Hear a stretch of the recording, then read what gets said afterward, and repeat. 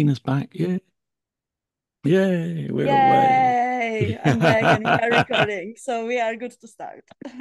Thank you very much, Martina. Well, I'll start again then. Good afternoon. And thanks to Mark Wagner and the Space Education Summit team for inviting me to show you how you can use Slooh's online telescope platform to bring live astronomy directly into your classroom. And I know that two of the other speakers actually are already using Slooh, Paul Prowse and Dr. Mindy Howard of the Cosmic Girls Foundation. But I'm Paul Cox. I'm Slooh's Chief Astronomical Officer, most grandest title in the entire world. I'm going to be taking you on a tour of Slooh's platform and how Slooh's curriculum-aligned learning activities, which we call quests, engage and inspire students to learn about astronomy. And it's not just about science. It was fascinating listening to the astronauts discussion just then. We have quests that cover art, literature, culture, mythology, history, that engage some of the students who might otherwise kind of be switched off by the subject of astronomy. Now, before we actually go through the agenda, I have got some slides that I will share. I just want to share some infographic posters students have created in those Quest learning activities because a picture paints 1,000 words. Now, people who joined earlier have already seen some of these. Just to remind you, we are looking at a live view of our sun. This is from our Canary Islands Observatory. We'll take you there a little bit later. But let's have a quick look. This is this is going to fall into context when I take you through the platform and take you through our Quest learning activities. All of the images that you see in the white boxes on these posters are images that students have captured using our live online robotic telescopes. And you'll see that they're pretty darn impressive. We got the sun, we got the moon, we got Mars there, and we'll learn this throughout the session. We've got Quest learning activities all the way through from kindergarten all the way through to higher education and graduates as well using it in university. So this is kind of bread and butter to a lot of people teaching astronomy. Lunar phases, but this is a poster that a student has created. They've captured images of each of these phases. There is another poster actually, which I wish I had found, where a student has actually in this one, in the new moon box, have put an image of a solar eclipse, the only time we really see a true new moon. These are coming up through the grades as I'm going to show you. So once again, all of these images are what they look like in the live telescope views. All of these quests, they teach students how to use the platform, but this is a beginner quest. So it's called the Nifty Nebula quest. And it teaches them basic astronomical concepts while it's teaching them how to use the platform. And what we find is the students very quickly become teaching assistants for the teacher. This is a high school quest. This is Life and Death of Stars, where students are capturing stars, images of stars, including our own sun. Of different solar mass stars, and then they follow the life cycle through. So you've got those supermassive stars end their life in supernova explosions, showing the Crab Nebula there. Stars like our own end their lives in a very long-winded way as planetary nebula. Then those clouds of dust and gas collapse down, form new nebulae, and they form star clusters and new stars. This is the kind of quest that engages students who are not necessarily kind of into STEM and science and technology. So we have special event quests. So this is where they captured the Halloween blue hunter's moon, which was great fun. This one I mentioned right at the beginning, that it's not just about science and astronomy here at Slooh. A lot of the quests deal with mythology, but also art and literature. So we've got Tennyson's poem here, Merlin and Vivian, which talks about the Orion Nebula, but we've got science in there as well. And what we've seen over the years is those non-natural STEM students very quickly get drawn in to the subject, especially when they capture images like this. This is exactly how the Orion Nebula looks in the live telescope views. Couple more quests, and this is an observation. We're going to learn a little bit more about observations, but they're basically images that students capture with the telescopes and then share with the rest of the community.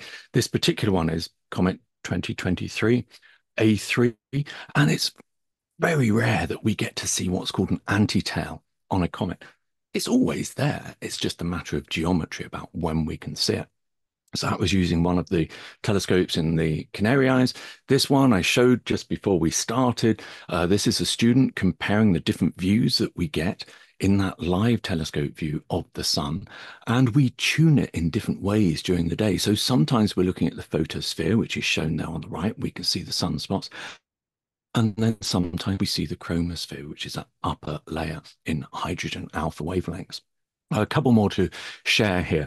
One of the things that we found very early on, and I was unfortunately one of these disruptive students in science class. I used to love the subject so much that I used to rip through all of the assignments that I was given, and I'd become a little bit disruptive. Well, Slooh educators and students have access to all of our Quest learning activities. So you can always assign those students something else to do. They'll never, ever run out of anything to do. And it's also important that you'll see later on that we grade our Quest learning activities. And that's very important for a lot of schools when it comes to their particular demographic. So sometimes we have elementary and middle school educators assigning high school quests, but equally we have some high schools with challenging demographics who assign this to all of those quests. This particular one is the Messier collection quest, where students capture 110 of the most astounding objects in Charles Messier's catalogue. We've also got one here for the Caldwell as well. Don't forget, every single image in one of those white boxes has been captured using Slooh's live telescopes. Excuse me, I'm just flicking over because I'm just checking to see if the sun is setting yet. It's not, but I'll try and keep an eye on that a little bit later. But I see that Australia is online as well. Now, we only recently launched the Australia Observatory this year, and this means that we've now got 24-hour coverage of the night sky. And this is what the live telescope view looks like. And down there, I often say the telescopes that our students are using are large enough that some of the students could actually fit inside them. I actually climb in our half-meter telescopes to clean the optics. They're equipped with stuff like this. This is a camera. This is worth about $25,000. The sensor in this is cooled down to minus 40 degrees centigrade. And these are very special bits of kit. And I meet a lot of professional astronomers at our observatories, and they are astounded that students around the world, from kindergarten through to university, have access to this kind of equipment. But anyway, that's a live view, and like all of our live views, we can snap an image, and all of the images that we snap in this view become available for the students to use in those Quest learning activities. So I've rambled on a bit, but let's do the introduction. So here it is, Slooh. We're the cosmic classroom, as it says there. And what are we going to try and get through today?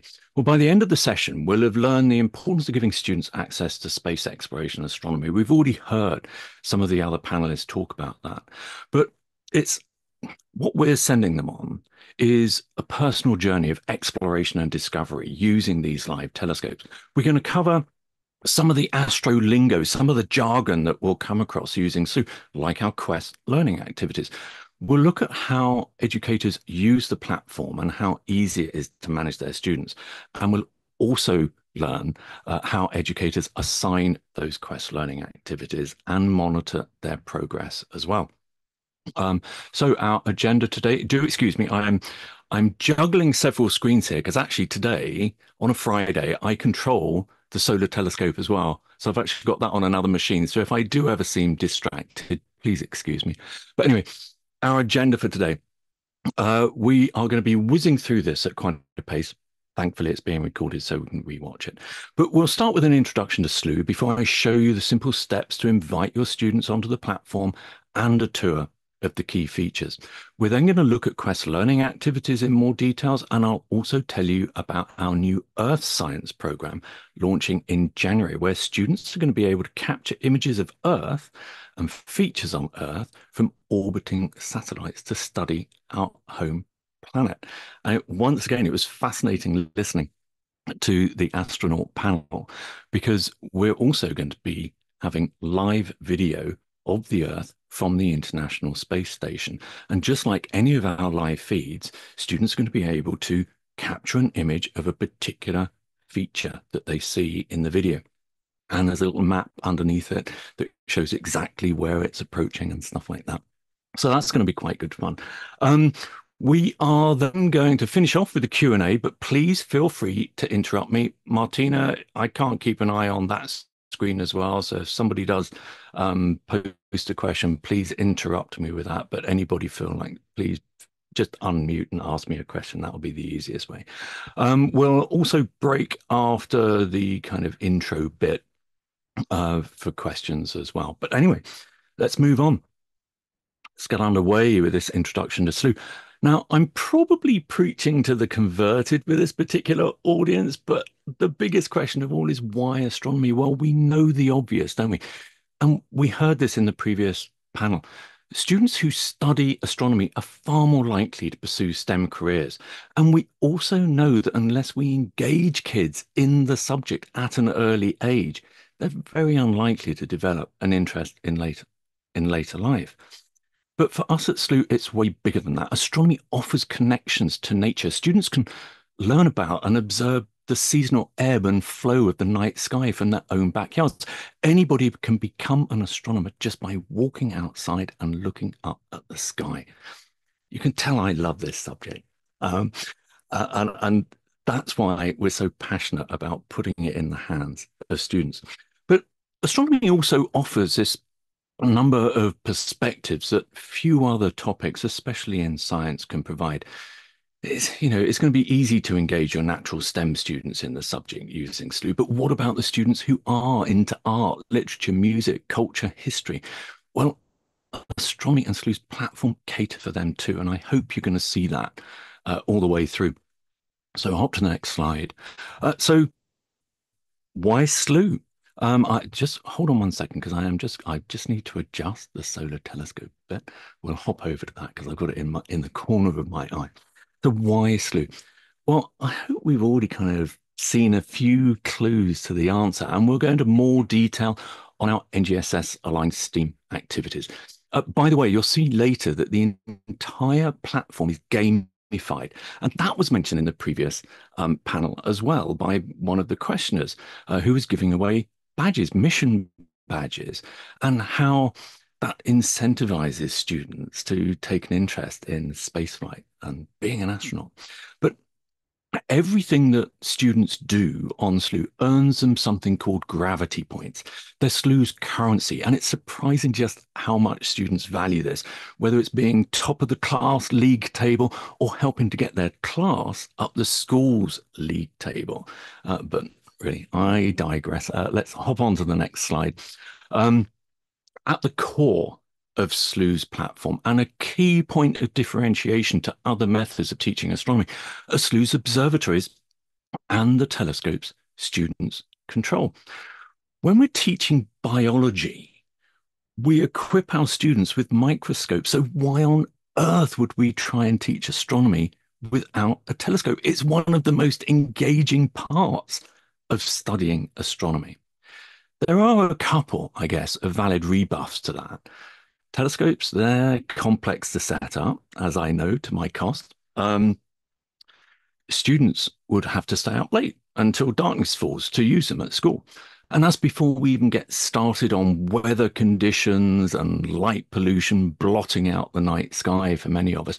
But Slooh's huge telescopes, as I've said, some of them are large enough for some of your students to climb into, are located at world-class observatory sites. They're controlling equipment in the same way as most professional astronomers do. And many of the astronomers I meet are just utterly astounded at the quality of the equipment that we're putting in the hands of students. You've already seen that lovely camera that we saw, that I showed you earlier. Well, the telescopes are just as good. So our flagship observatory, we have three observatories. If you missed the beginning of this session, we got three observatories.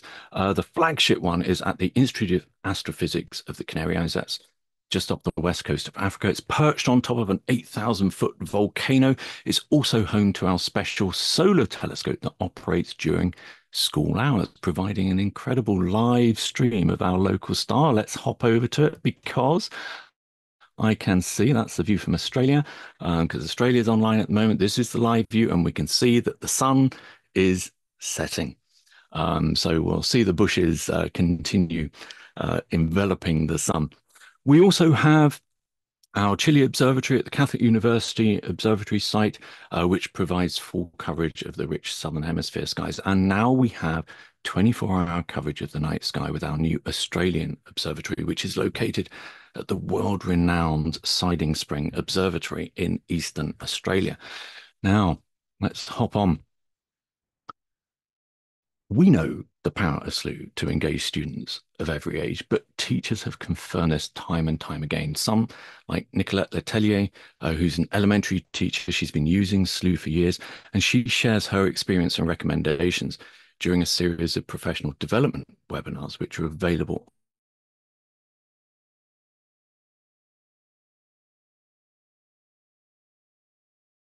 Heard a lot about that in the previous panel.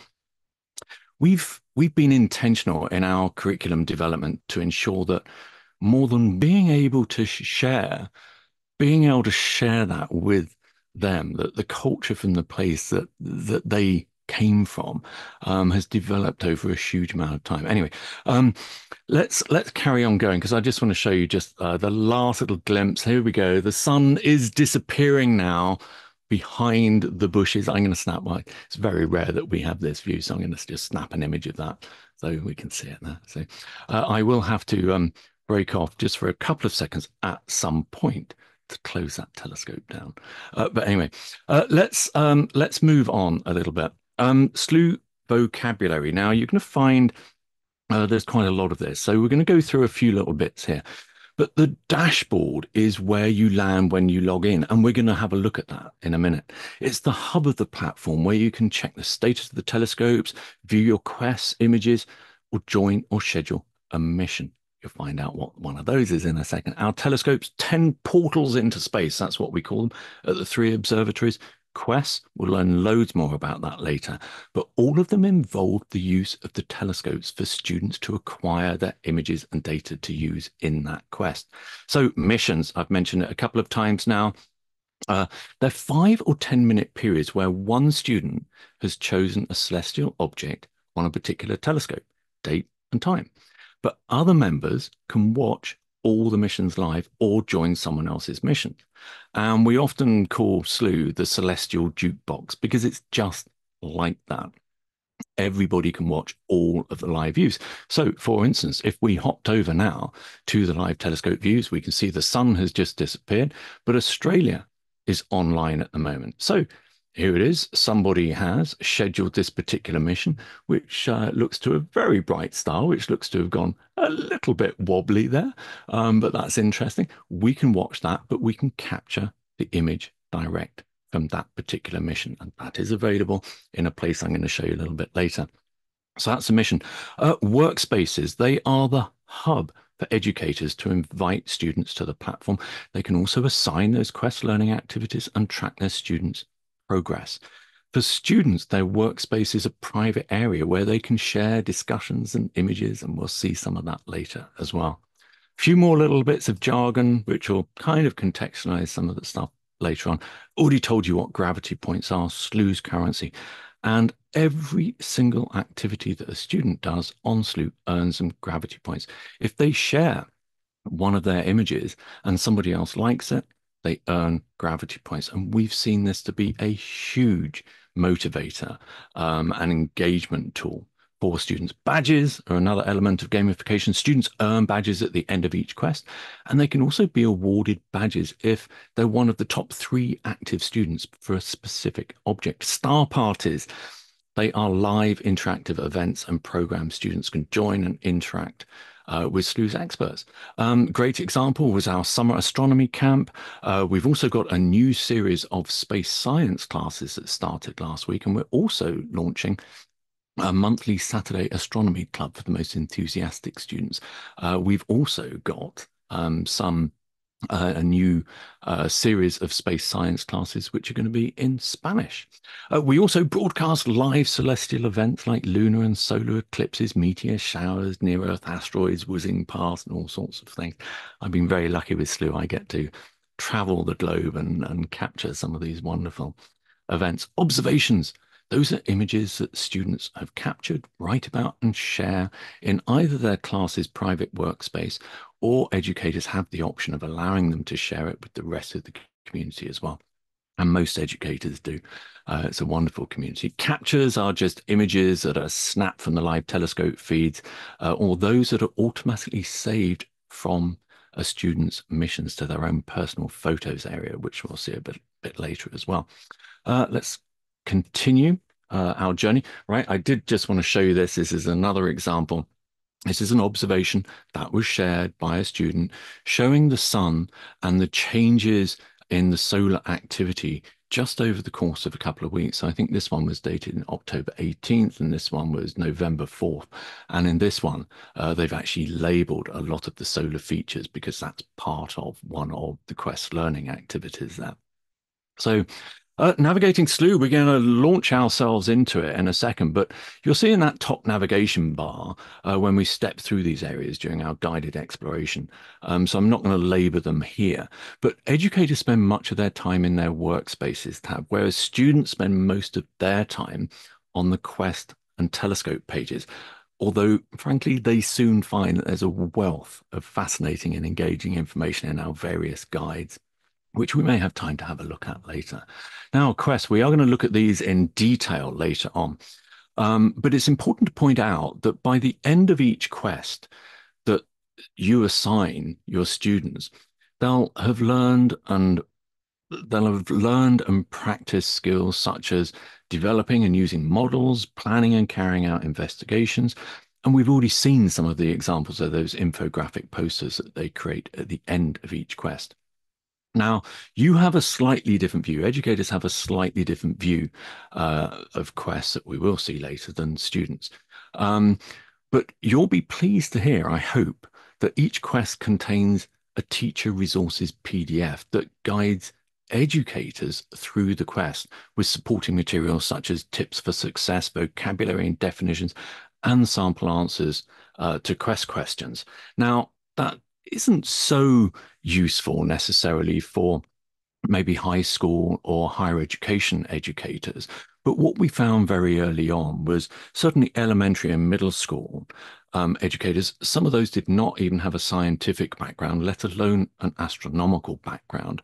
So they needed that guidance to be able to teach astronomy. It's amazing how many educators are told, you are teaching astronomy this semester. And I have seen some of the shocked looks on some educators' faces when they discover that. But anyway, right, let's continue on because we are going to go into the platform now. Oh, there's Australia again now. I'm just going to make sure that I log into the correct account because I'm going to show you, first of all, the student's view of the platform. So I'm just logging in and I'm going to take you through the dashboard. So this is the view that everybody gets.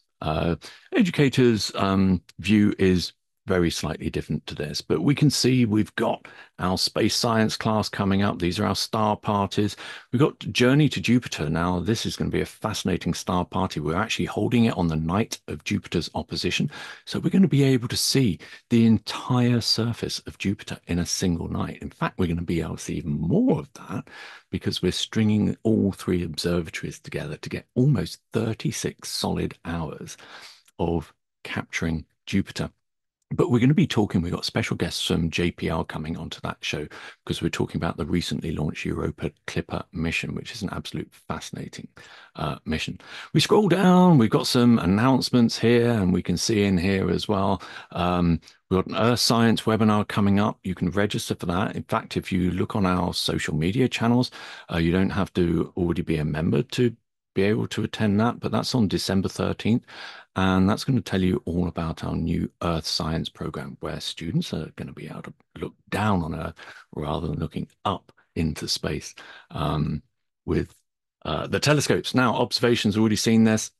So this is sorted by featured. A featured observation is one that's gained more than 10 likes. So these are all by, and this one is by Crazy Mac, Crazy Max the Mad Scientist. That's what he's named himself on the platform. But these are terrific observations that people share. We can go off and see all observations as well. We can go back and have a look at any of these things, should you wish later on. We've got the telescopes panel. So this is telling us that Canary Islands is online. For the Canary 5 telescope, I do need to take that offline. Maybe during the first question and answer, give me 30 seconds just so I can take that offline. And we can see Australia is online at the moment, and we can see that the Chile Observatory is going to open in 6 hours. Missions, I've already told you what missions are.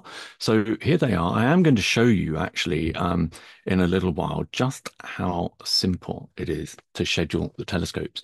But what would appear in here is we'll schedule one of these. So have a think about the kind of object that you might want us to schedule a mission for, and we'll use that.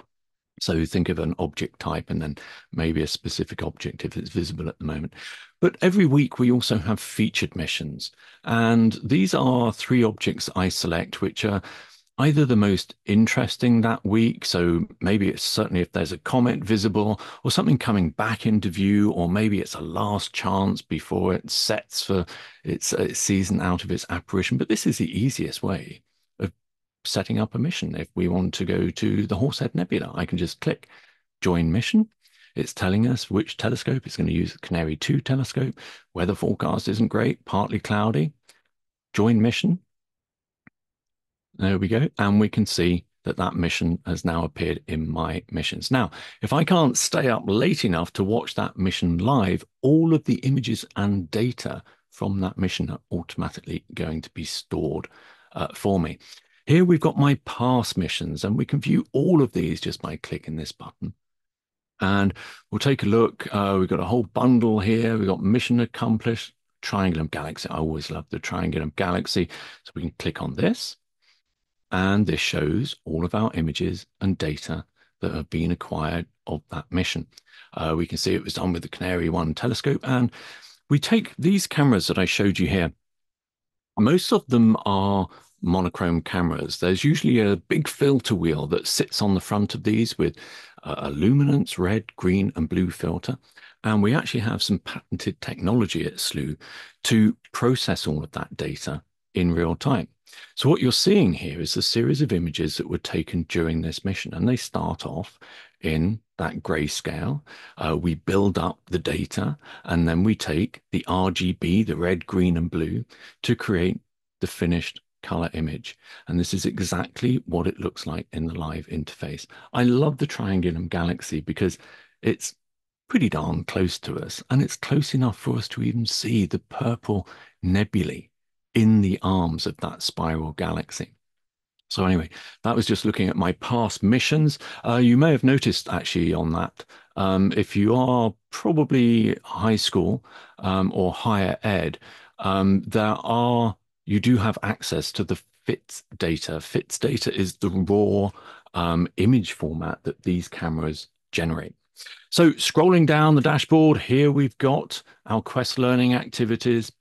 So these are either the quests that the educator has assigned the student, but the student has access to all of our quests. There are nearly 100 now. And down here, you can see there's more gamification here. You can see all of the badges that they've collected and earned while they've been using the telescope. Then we've got my photos. So here they all are. This is another one of the sun actually setting behind. Here we can see the Horsehead Nebula. This is exactly as it looks in the live telescope feeds, and we can download this. We can write an observation. We can do all manner of things with that image, as well as using it in our quest. So that was my photos, and I think we are virtually down at the bottom. We are of the dashboard. So let me just catch up a little bit. Any questions so far, just while I shut down the telescope in the Canary Islands? Any questions so far, folks? So I did not see any question posted, but I got captivated by the photo that had like all those dots. And if I understand correctly, it's a stacked photo from the previous photos. It's a what? Sorry, Martina? Is it a stacked photo? Like you stack all Yes, those images it is. before? Yep. And do you know how many images approximately, and which software do you use to stack photo? Is this something that students or parents or people in here could do themselves, stacking? Yes, they can. They can learn to do that themselves because they get all of the raw images like that in the FITS data. They can actually combine those, align them, and combine them using any kind of software. We do have a FITS viewer as well, which you can do it in that. But the software that we're using in real time at the observatory is our own software to do all of that processing. Um, and I've been doing this for 20 years, but I'm still fairly gobsmacked by the processes that deliver. If we just hop over, let's hop back to the live telescope views in Australia, and to understand what's going on here. We've got this half-meter telescope equipped with one of those scientific grade CCDs. It's taking images all the time. So we've got moonlight and we've got some cloud affecting this. But this shows, and actually a lot of the quests teach students about this. Sky conditions, make sure you're capturing your object, your target when it's highest in the sky. But look, we've also caught a satellite whizzing through the long exposure during this 5-minute mission. And we can see the conditions here are not ideal. We've got quite a lot of cloud actually forming, and the moonlight as well is a classic horrible combination, which is generating a lot of noise in that image. So I'm just going to hop back because I wanted to show you how easy it is for students to schedule a mission. And it's as simple as this. We go to the telescope icon, we go to schedule mission, and for all students except higher ed and high school astronomy students who can schedule what are called advanced missions, I'll show you one of those later. It's just a simple 3-step process. You'll see here it says set up the Slooh 1000. Well, what's the Slooh 1000? Well, that's a list of over 1,000 objects that I've curated. They're either the most beautiful or interesting, or sometimes transient, like comets coming in, special event objects. They make up that huge catalogue of over 1,000 objects. And what a student does, it's a 3-step process. The first one is choose a category. Anybody got a category that they'd like me to pick? We've got planets, minor planets, comets. We've got open star clusters, globular star clusters, all sorts of nebulae. We've got spiral galaxies. Anyone got anything they'd like me to pick?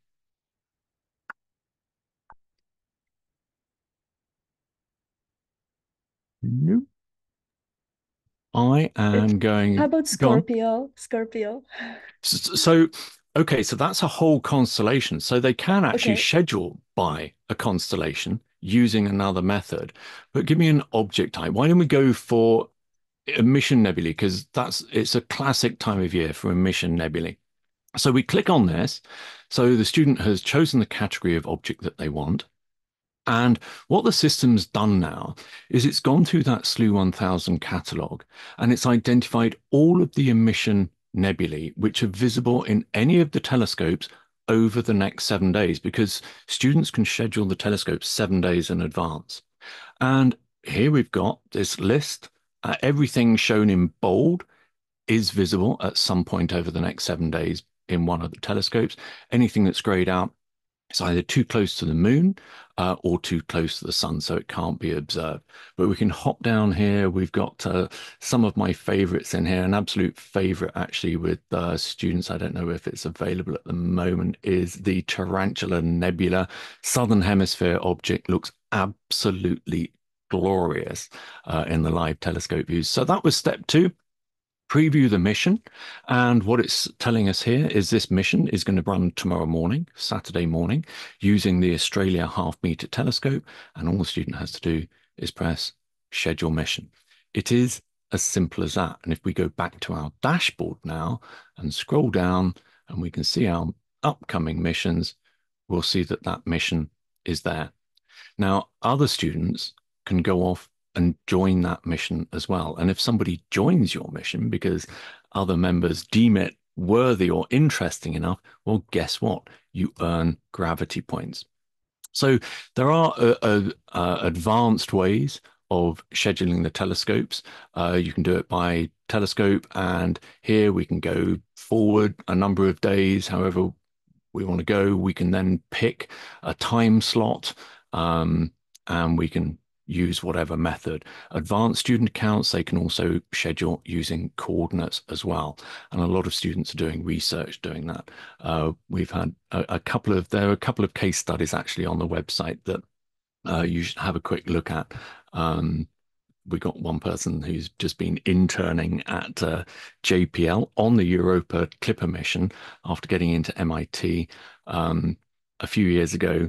Unbeknown to us, she was using Slooh's telescopes to monitor variable stars. She wrote and published her first scientific paper at the age of 15. So you can kind of see that she was well and truly on the path to JPL and to MIT. So anyway, right now we're going to hop over now and we're going to experience the platform from an educator's point of view. So excuse me while I log in to that account, because we're going to take a look at the three simple steps that educators use to bring their students onto the platform. And it's a wonderful, I love three-step processes. I'm getting quite old now, so my memory isn't great. So three-step process that an educator has to do. The first one is creating a workspace. The second one is inviting their students onto the platform. And the third one is assigning Quest learning activities. So if we scroll down here, we can see workspaces, and they just click create workspace. They put in a name, they put in a description, they save that workspace. Once that's created, they move on to second step. They automatically land here after you've created a workspace.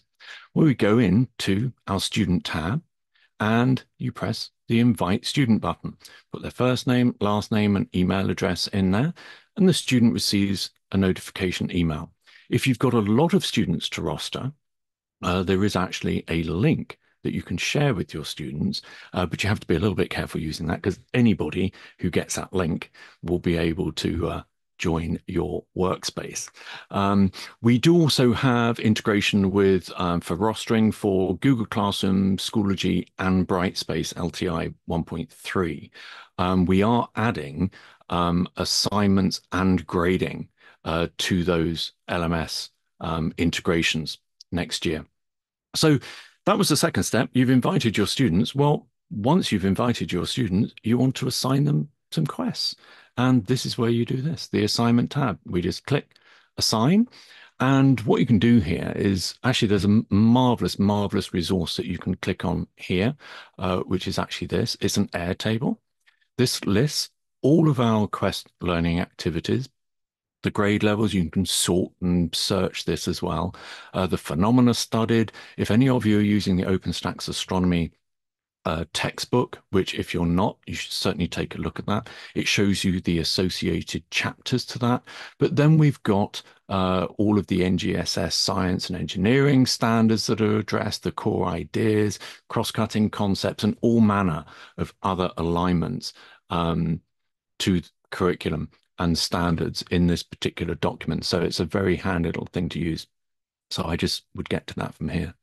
Now, we did find that a lot of educators who were teaching astronomy, it was new to them. And just being faced with, nearly 100 quests, which ones do I assign to my students? What order do I assign them in? Well, we've developed what are called Quest learning progressions. And we can see here they're by grade. So we've got all quests, we've got elementary quests, we've got middle school, high school physics, high school astronomy, college. We got some summer school ones there as well. But let's take a quick look at middle school. So here we go. It's 7 quests, and they're in order that we recommend taking your students through. And that's because the beginner quests teach your students how to use the platform, as well as introducing those astronomical concepts to them. We can assign all of the middle school science quests to the entire class or to individual students, or we can assign individual quests to either the entire workspace, so that's all of your students in there, or an individual student. So that's it, the 3 steps.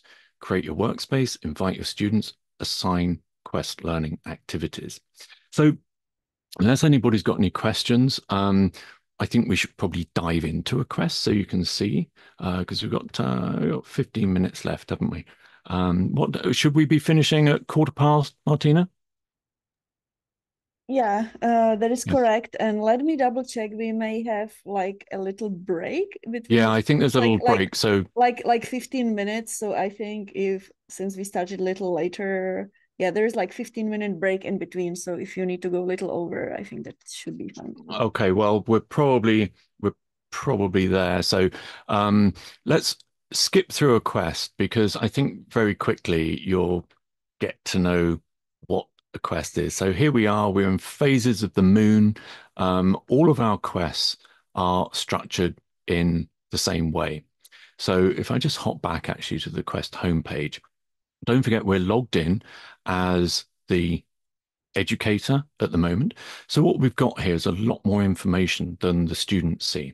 We've got some fairly basic stuff here, the gravity points that are being awarded, how many images the student has to capture, the seasonality, when can it be done? That's so important when you're planning your astronomical activities with live telescopes.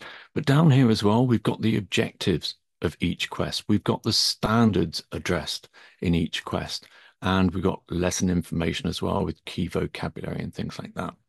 Now, most of our quests are split down into several parts, and each part has a different step.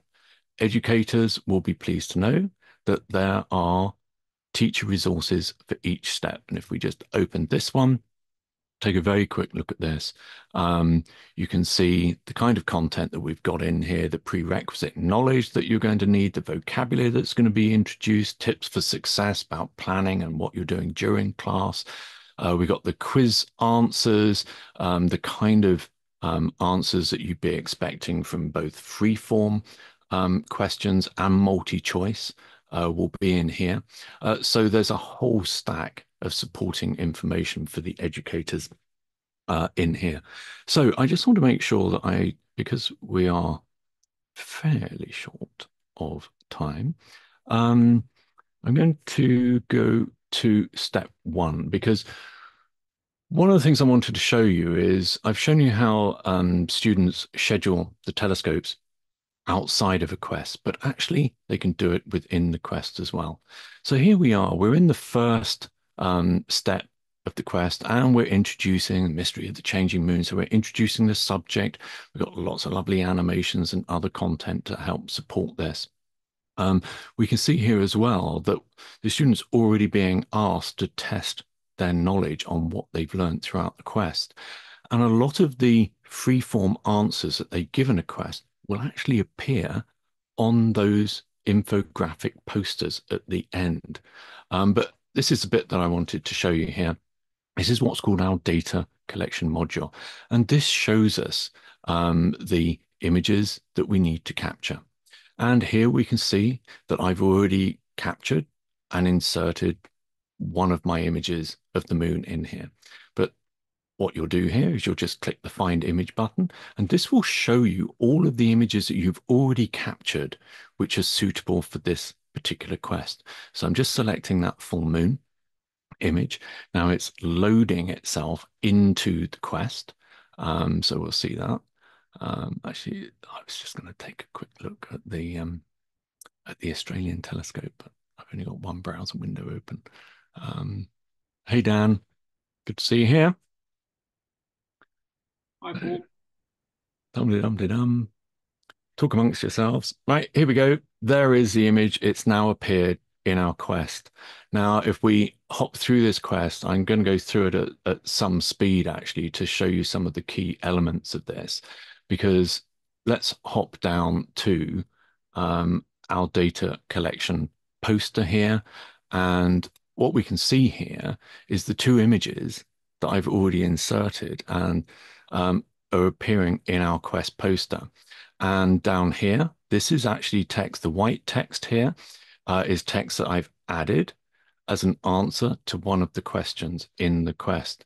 I'm going to shoot through to the very end of this quest because there's another little cool thing that students can do. What we've done here with this quest is when you're learning about lunar phases, there's a kind of couple of gotchas because there are three phases of the moon which are one night only: first quarter, full moon, and last quarter. Now, if the students don't capture those images and they're on a short course, astronomy course, they couldn't finish that old quest. Well, now we've said actually you've only got to capture three phases of the moon, but the option exists for students to come over here and actually create a full lunar phase diagram by using our custom quest module. So that's just loading up. It's got loads of instructions here. Basically, they're going to hop over here. They're going to see the images that they've captured during this quest, and they're going to be able to drag and drop and label and do everything else they want to create their own custom poster. And these have proved so popular because they used to be predefined, all of our posters. So the student didn't really feel a big personal connection to it when it was almost automatically created for them. So this has proved to be incredibly popular. But anyway, I am going to hop back because I do want to show you one other quest here. Let's click on here.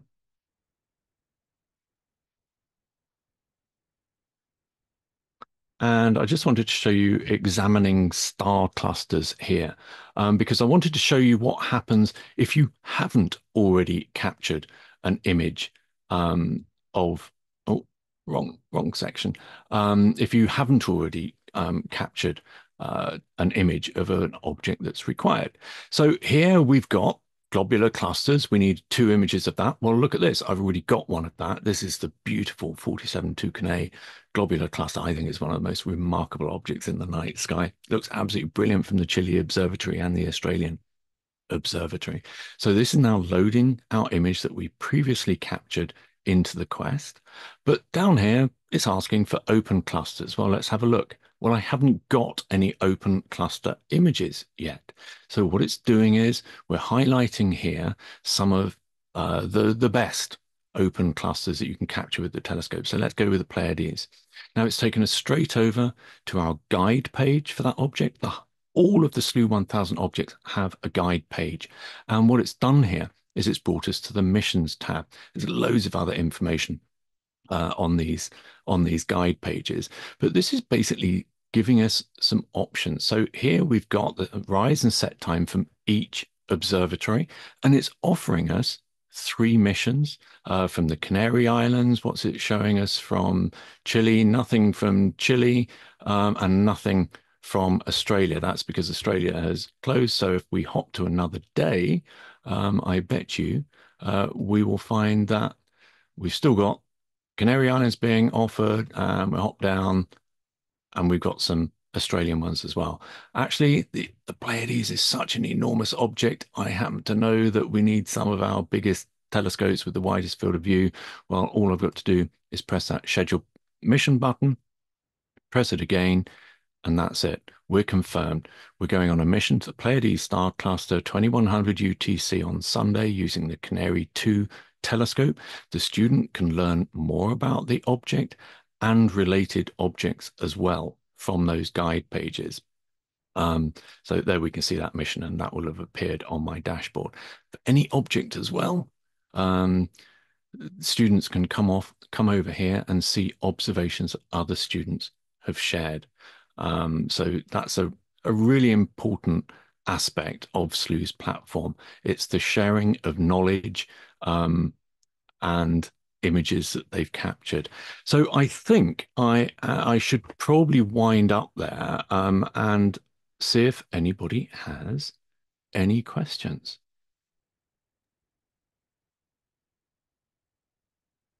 I wanna let people ask questions if they have any. If not, I have posted some of mine, but wanna give opportunity to others. Yeah. And if not, some of my questions were related to the pricing. Who is funding these projects? Actually, here we go. Yeah, there you go. I Here had we a go. slide Okay. because Okay. it's a typical Wonderful. question. Um, Okay.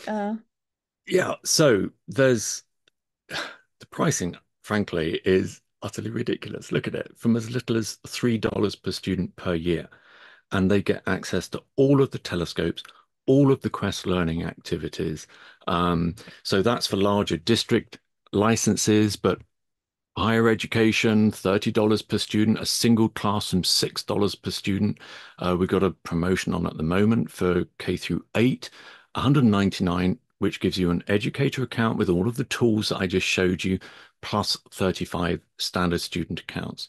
Higher education is more expensive, and quite often what we see there is the students are purchasing their own membership. So the professor sets up the workspace, they send out a link, and the students buying their membership of Slooh. But all of these are annual memberships.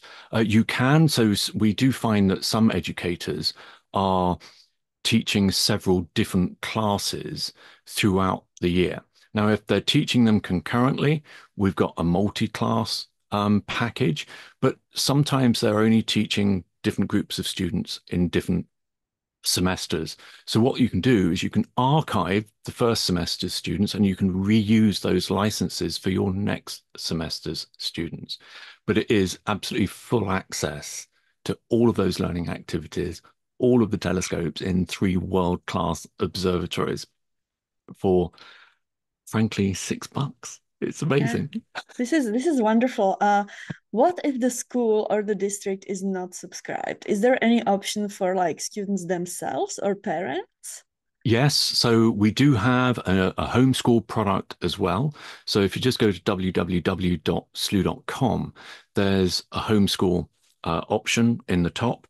And that's where I did mention at the top of the hour on this, if we go back to the dashboard, last week was our first space science class. This is Slooh educators taking students the whole course.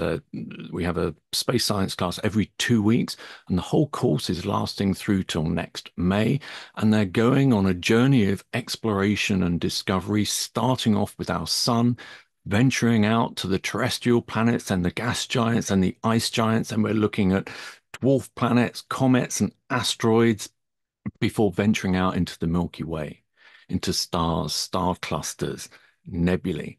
And then the whole course culminates going into deep space. And we've got some wonderful quests where students study galactic morphology and they create that famous Hubble tuning fork diagram with all of the different types of galaxies in that.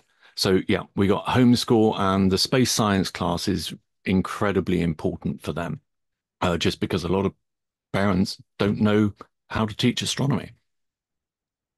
Right, right. And how about like things like language versions? Because not everybody is fluent in English. People are all around the world. Can you comment on that? And also, if you do have different language versions, do you have the same pricing worldwide, or do you have different pricing for different regions? Same pricing worldwide. Language-wise, on December 10th is going to be our first Spanish space science class, and we're hoping to launch our first Spanish language quests at the same time for that. There was a quest that I mentioned right at the beginning about the way the Incas saw the night sky and a lot of their mythology. So it brings it home to some of that culture as well. So there are plans to extend languages even further as well, beyond Well, just English and Spanish.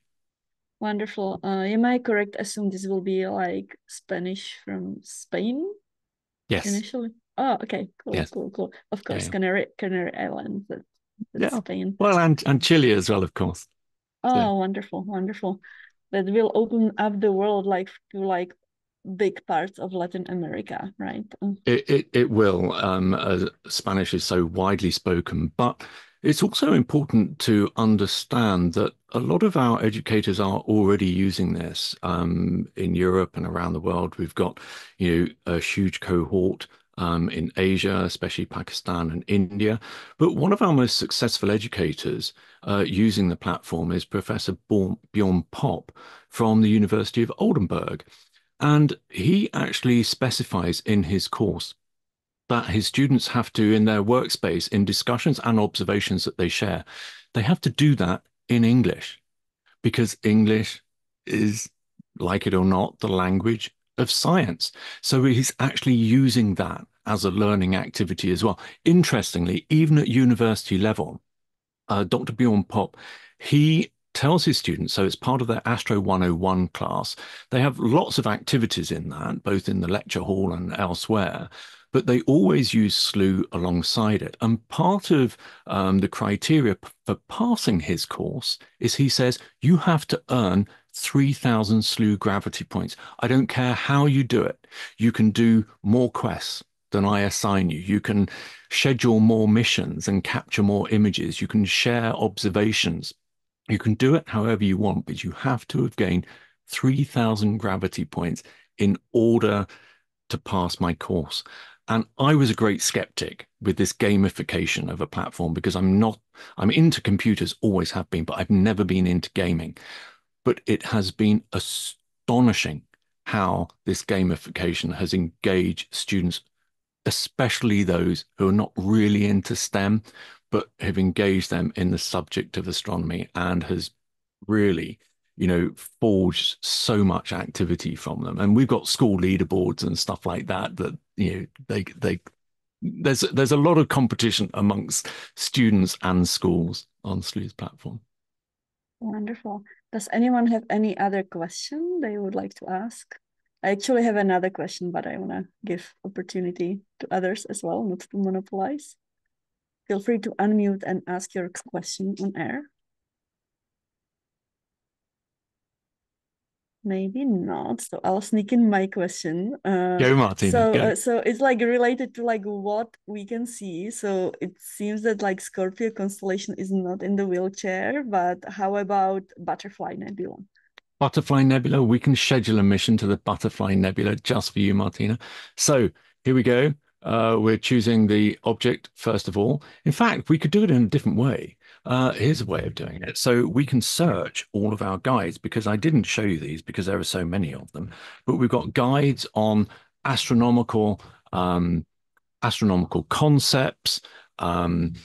We got illuminations posts, which are stories, those stories of mythology and stuff like that. But here we are on the Butterfly Nebula page. We can see some observations that people have shared. Here's some information. Here's its visibility over the course of the year. We've got associated guides, so you can learn all about that, associated objects. But we want to go up to the missions tab here. Click this, and just as we did before, it's going to hopefully tell us some missions that we can schedule. So here we've got the nightly visibility of these. So we know that it's highest at the beginning of the night. So we're searching for a mission slot which is near the beginning of the night. And there's a great one there. Let's see if it is visible, actually. I don't know if it is visible from, no, it's not visible from the southern hemisphere at the moment. So northern hemisphere only, but we can click that mission, schedule mission. So here we go, Butterfly Nebula. It's running tonight in a little over 2 hours' time. This is what the telescope is going to be looking at. The Canary 2 telescope is going to be watching that.